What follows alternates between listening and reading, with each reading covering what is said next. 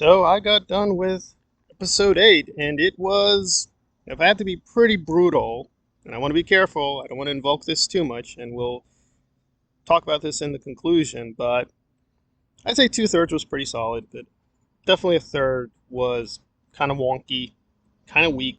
The twist was okay at the end, but it'll definitely leave a lot of people unsatisfied. I do think this was sort of one of the above average episodes. It's definitely not the best of the entire season. That was a little frustrating. So good parts, bad parts. Performances were the strongest. 10 out of 10. No question in my mind. Everyone really acted very well. Even Tessa Thompson, who I think was the weakest, felt better and more natural here. But there is some retconning, which was not good. But again, if it gets to a too good story, so be it. Music was also pretty strong. I'll give that an 8 out of 10. The dialogue was very cringy in places. It was very, very cringy. There's a point where Maya says, "Look at the trees!" And it's supposed to be like this profound philosophical statement, but I was like, did she really just say what I think she said?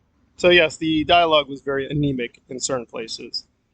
And some of the twists were fine, but really you're like, well, you could have just done this before. Why did you just wait 5 minutes for no reason? So, the fight sequences were pretty solid, actually. I think actually these were some of the best in the whole show, but the way they did it was kind of manufactured and constructed. And also, if you paid attention to my videos, as well as just really paid close attention to details, you'd be like, there was no real tension. I'm like, oh, it looks like it's over for that character, but it's like, oh no, don't you remember they did a thing? Remember the thing? So they're not really in danger. So that was like, okay.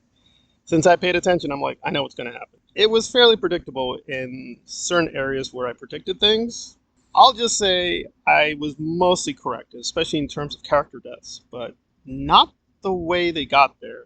So some of the people I predicted died or were killed off did die and were killed off. The reasoning for it was kind of sporadic and not very well articulated, but maybe this will be explained in the next season.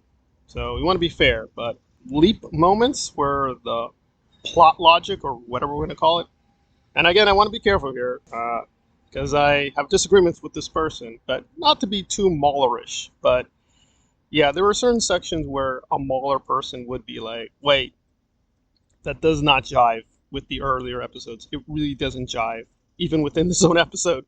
So I say a third of it was in pure Fantasyland, and not in a good way. It just went off the rails, but it was visually dazzling. Stylistically, it was very brilliant, and it made sense enough within the contours of the other seasons, but not this season. So it felt like they were basically leaning on the other seasons and the goodwill from those seasons to make this season work. So it feels a lot like The Last Jedi, where most of The Last Jedi was pretty strong. I liked most of it. I think most of it made sense with the canon. So I don't agree with people it's the worst thing of all time. But like The Last Jedi, you can go either way. You might think this is very brilliant and very offbeat and very challenging, but there were places that were just downright stupid. And there's a lot of sections here where things are just wacky for no reason. So two-thirds were fairly strong. I would recommend seeing the episode. I think there's enough strong parts here, especially with the sacrifice moments and the relationship moments. But there were also sacrifice moments that really weren't needed or just manufactured, and that kind of drove down the score. It's definitely not a near perfect episode, and they almost had it in a few episodes, so this feels fairly strong.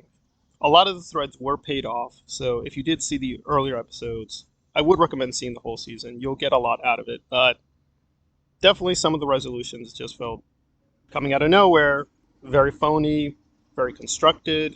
This is definitely something we're going to be debating for a long time, but I think mostly in a good way. But definitely certain moments I felt like, okay, I guess we'll just go with what we're seeing, even if it doesn't make a damn lick of any sense. So there's a lot of sex in this one. I'm not joking. There's a lot of ass and a lot of breasts. So if that's your thing, yeah, there's a lot of that.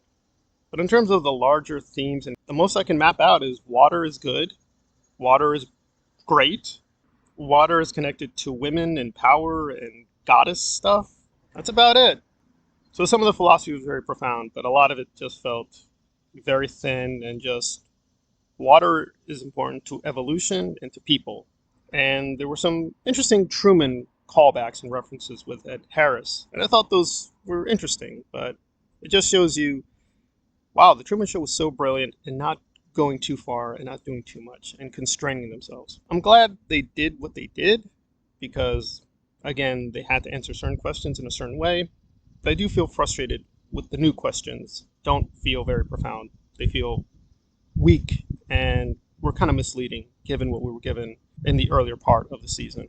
So a very mixed bag, but a good mixed bag with episode 8.